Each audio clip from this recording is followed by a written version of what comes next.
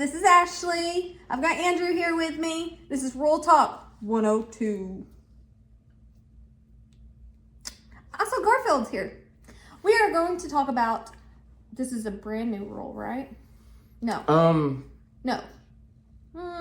It's an edit to an existing rule. We just updated one. Okay. A lot of these rules too for this year are just edits and updates. There's not really a whole lot of really new stuff. There's a couple which we'll cover, but Just trying to get on your lap. I know, I see them. This one is just an update, an addition to an existing rule. You can find this one in updated seat limitations, section 310.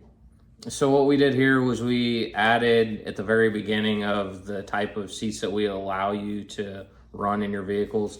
We allow now aftermarket full back non-folding seats. So what that is like a plastic style racing seat that is DOT approved for like a drag car. We allow those type of seats to be in minivans, caravans, Astrovans. Is it pretty? No.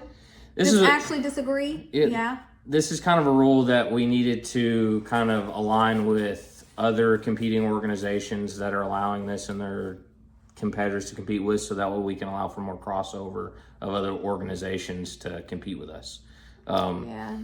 And we don't really see this too much, I would say, in the basic divisions. We see this more in advanced, probably the advanced burp classes. This is where they probably benefit the most for this type of seat that we would now be allowing. But that will be under Rule 310, kind of explains what you can. I will read it word for word. It says, aftermarket, full-back, non-folding seats or those from another vehicle are allowed. Provided they approximate, is that the correct word? Mm-hmm. That seems weird. Both form, size, and function of the original OEM seat. Yep. So you can't be having a little teeny tiny seat when your seat used to be big. Yeah. Obviously, we're not going to allow something like a boat seat or a dune buggy seat or a go-kart seat or something like that. Like, this has to be something that would be allowed in a full race-ready style vehicle. This is probably where this applies the most. There is other vehicles in the 70s that had similar style seats in a lot of hot rod style vehicles. So those will now be allowed as well under this rule update. Okay, cool. And then one more for this video, we are going to talk about kind of a safety issue that we kind of seen a little bit. It's his fur. I thought it was a bug earlier. You shedding, buddy? He might be. This one is kind of it's such, is this section 4 or 5, right? Is that what it means? Yeah, so section well, this is, I can't see. I need glasses. Is it 4 or 5? Yeah, 4 or 5. Okay. So this might be an update as well. Yeah, this is an update and we just put a limit now. okay. So this is an existing rule that we just updated.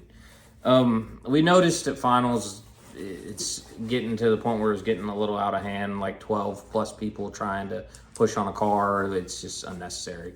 There's some safety concerns that can happen too if a vehicle catches on fire. We don't need that many people around said vehicle. So this rule, now we updated the number of total people that can actually have their hands on the vehicle, including the driver. So that number is now 6.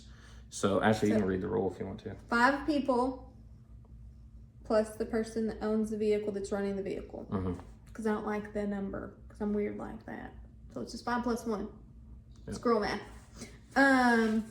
So it says total of 6 people, including the driver, are allowed to hold or sit on the vehicle while being metered, provided no other rules are broken. So let me finish it. But it says the competitor takes responsibility for all parties involved. So that also, no other rules broken means that if you're not supposed to have anybody touching the vehicle per that class rules, then that's still a no-go. Yeah. So what she's saying is, like, in extreme, we have very limited quantities of people that are allowed to touch a vehicle anyways. So that's where that wording comes into play. Because some of our other divisions, it doesn't actually apply directly.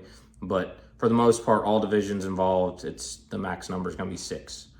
So that'll include Mayhem, Advanced, Basic, Chaos, Extreme.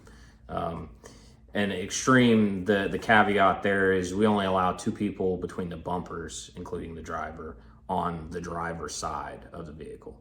So nobody on the left side. Right. No one's allowed on the metering side during Extreme period.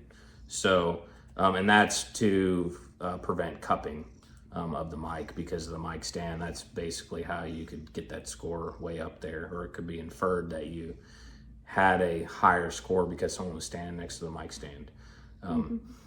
So that's the Since the new mic's update. placed outside of the window, 90% of you guys know how that works. But we've got some new friends coming to hang out and compete, so that Extreme is outside the window. Right. All right. Well, we'll see you at the next Real Talk. All right. Bye.